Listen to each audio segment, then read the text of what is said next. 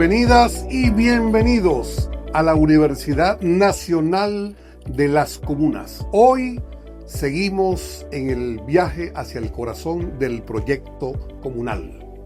De tantos capítulos comunales y de educación socioproductiva como es nuestra universidad, que tiene la historia mundial, como por ejemplo las comunas en China, los soviets, los cumbes, la escuela Ayu de Guarizata, que entre el año 1931 y 1940 jugó un papel fundamental en la historia socioproductiva en Bolivia. Bueno, hoy vamos a dedicar la clase a un pedagogo soviético que puede aportar mucho a la UNACOM. Se trata de Anton Makarenko. Veamos el comienzo de la película Camino de la Vida, un film soviético de 1931 dirigido por Nikolai Ek.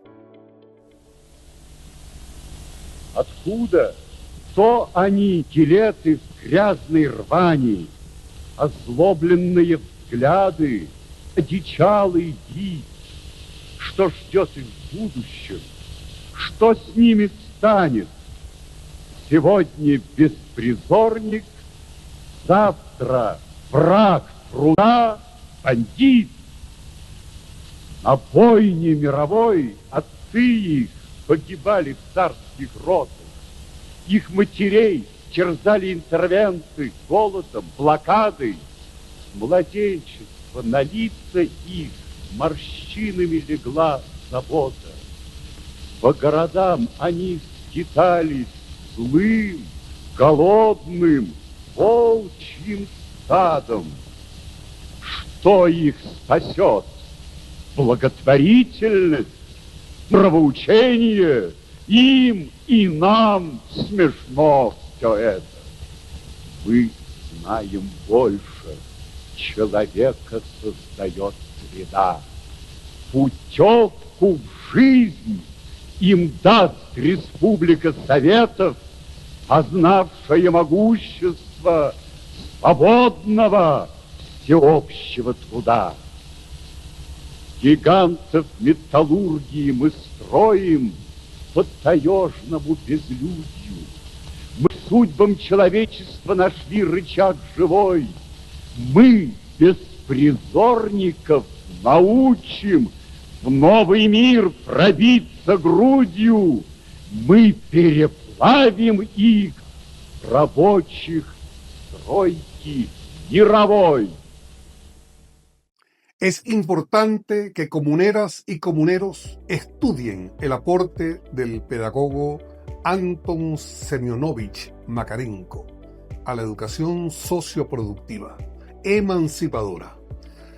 Este famoso educador nació el 1 de marzo de 1888 en Belopole, en la provincia de Yarkov, Ucrania, y falleció el 1 de abril de 1939 en Moscú.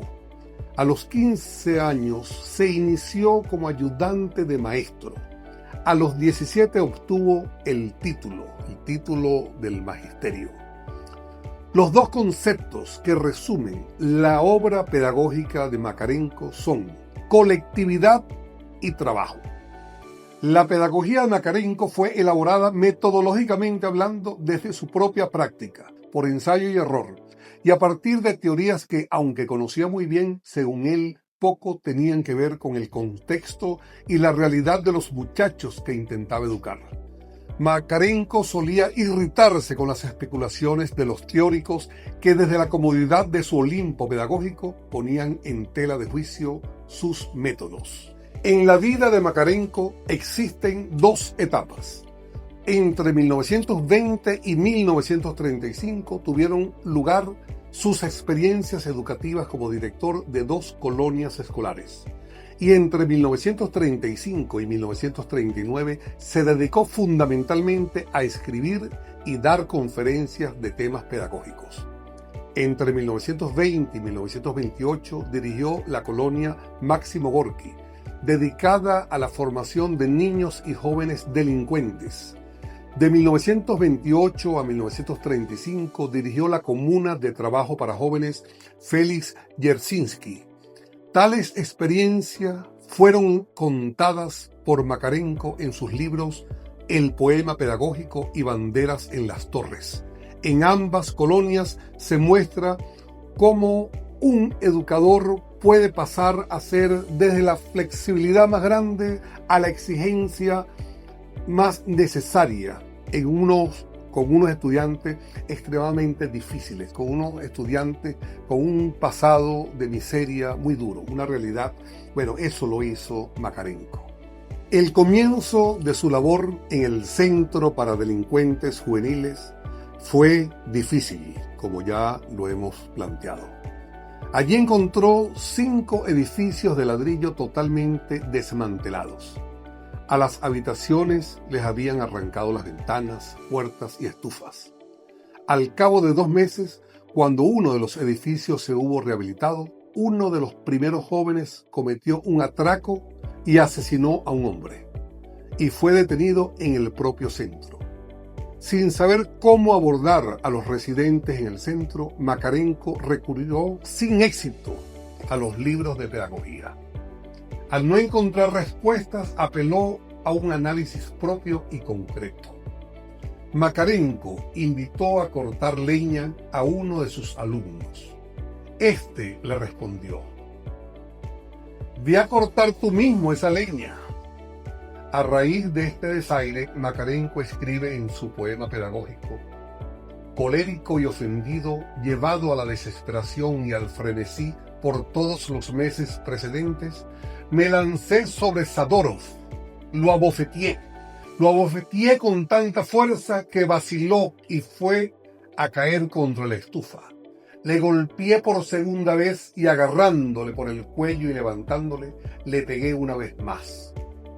Esto fue, naturalmente, una salida violenta a las emociones. Desde el punto de vista de muchos de los teóricos actuales, un absurdo pedagógico. Pero el caso es que el influjo emocional, precisamente, venció la indiferencia y el descaro de los 5 pobladores. Cogidos de improviso por esta explosión, los colonos reaccionaron tal y como se podía esperar, de gente salidas del mundo de la delincuencia. Se dieron a la fuerza sin sentir humillación. Esta fue una especie de victoria general, del educador y de los muchachos, pero una victoria que aún necesitaba afianzarse, exigiéndose para ellos medidas de otra naturaleza. Pero, ¿cuáles? La respuesta a esta interrogante era la educación socioproductiva. Se hacía necesario educar a todos a la vez y no a cada uno por separado, pero haciendo énfasis en la individualidad y no en el individualismo. Debía organizar la vida de tal manera que los propios colonos fueran los que llevasen todo lo referente al centro: los edificios, el plan de producción, la distribución de los ingresos, la disciplina, de tal manera que ellos mismos deberían educarse unos a otros, exigir, subordinarse, respetarse, preocuparse y ayudarse mutuamente. Como decía Simón Rodríguez, entreayudarse. Sobre esto explica: para trabajar con una sola persona hay que conocerla y cultivarla. Si yo me imagino las personas como granos amontonados, si no las veo en escala de la colectividad, si las abordo sin tener en cuenta que son parte de la colectividad, no estaré en condiciones de trabajar en ellas.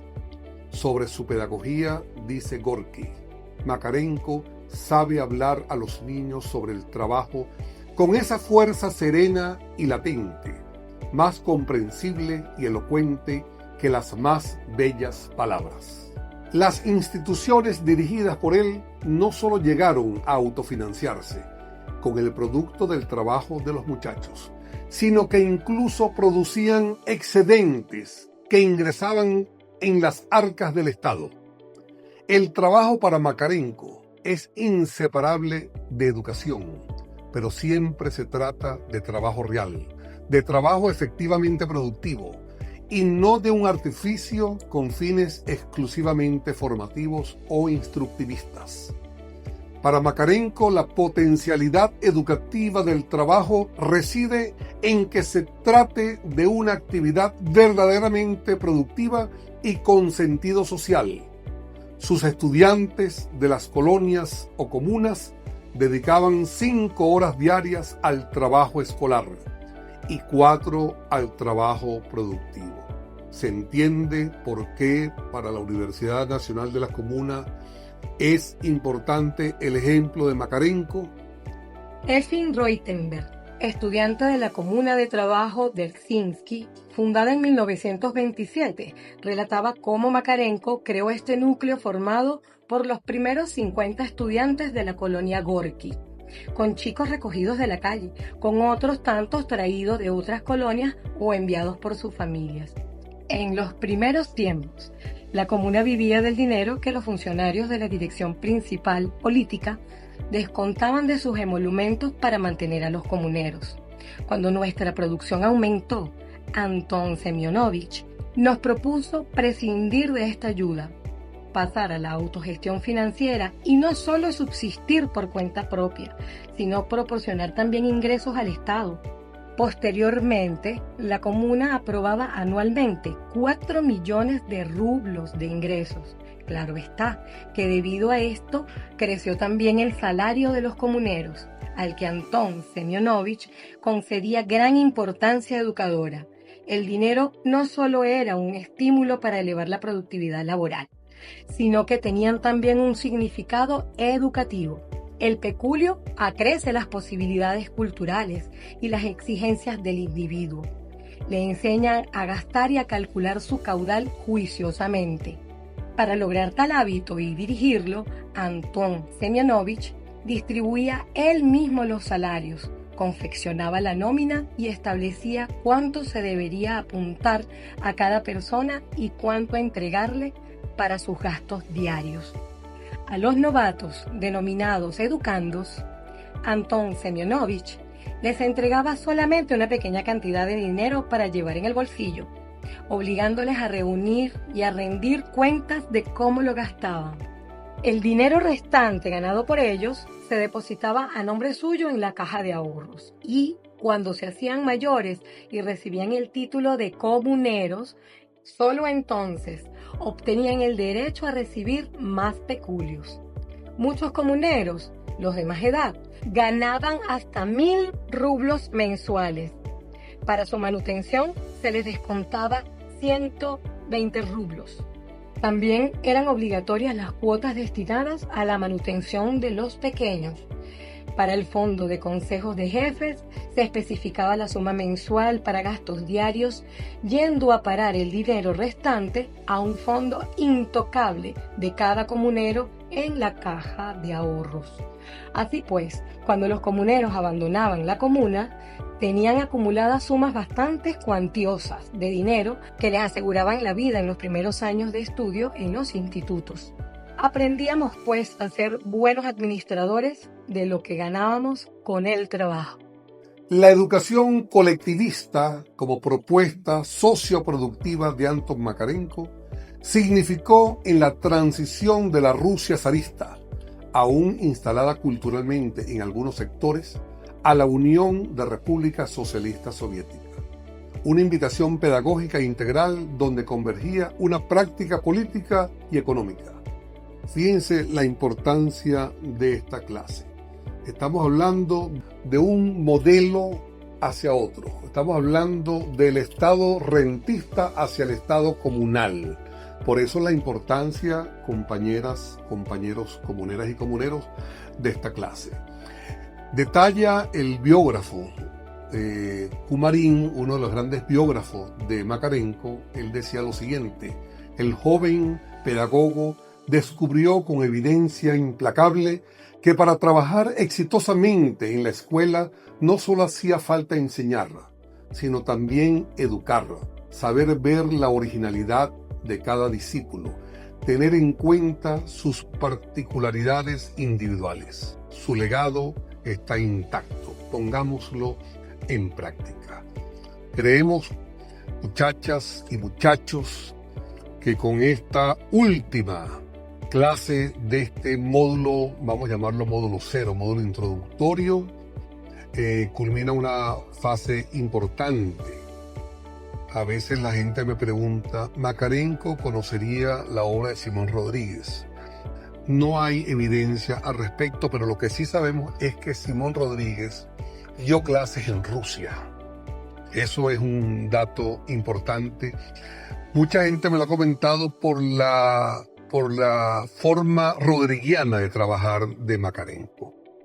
¿Qué necesitamos nosotros de ustedes para evaluar estas primeras 4 clases? Bueno, ustedes, como han visto, aquí se han dado fundamentos históricos, filosóficos, ideológicos de lo que es la comuna, la necesidad que tiene el Estado venezolano en transformar esos circuitos comunales en comunas. ¿Cómo vamos a evaluar? Bueno, ustedes deben preparar una exposición que van a socializar ¿con quién? Con los distintos consejos comunales que conforman ese circuito comunal. Deben socializarlo, donde ustedes puedan hablar ahí del aporte de Rodríguez, del aporte de Bolívar con la dicha comunal, del aporte de Makarenko, todo lo que hemos visto en estas clases. Los lineamientos de esta evaluación la iremos presentando a través de las vías de comunicación que tienen siempre ustedes con la Universidad Nacional de las Comunas. Estamos por demás felices y estamos preparándonos con todos los hierros para el Día Nacional de la Comuna, el 20 de octubre, en honor a ese gigante comunal que nos trajo de regreso la obra libertaria, la obra emancipadora de Simón Bolívar, donde nos trajo la toparquía de Simón Rodríguez, donde nos trajo el kelpis militar sobre el sombrero de cogollo de Ezequiel Zamora, y en estos momentos de agresiones norteamericanas, de injerencia y de intimidación, Venezuela hoy más que nunca dice comuna o nada.